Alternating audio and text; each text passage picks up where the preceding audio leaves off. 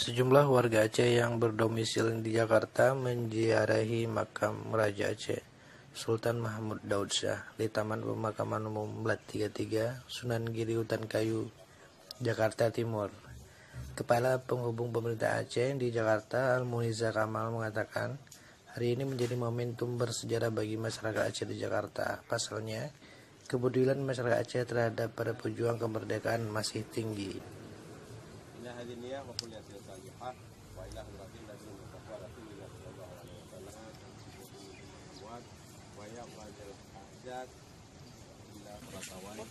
Karena hari ini menjadi momentum kita untuk berziarah pada salah satu pejuang Aceh, Sultan Aceh terakhir yang hari ini bersemayam di TPU Rawamangun.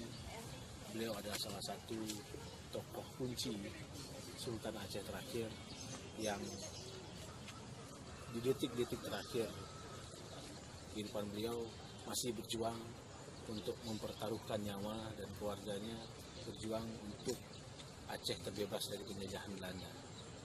Dan hari ini, di bulan November ini, adalah momentum Hari Pahlawan Nasional.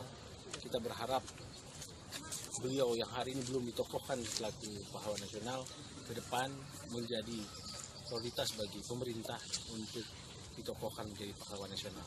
Kita berjuang bersama-sama masyarakat Aceh di perantauan supaya dalam waktu dekat beliau menjadi salah satu pahlawan nasional yang didukung oleh pemerintah.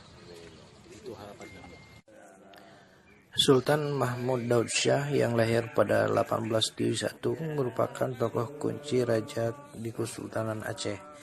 Namun hingga saat ini pemerintah pusat belum menjadikan Sultan Terhad Aceh itu sebagai salah satu tokoh pahlawan nasional.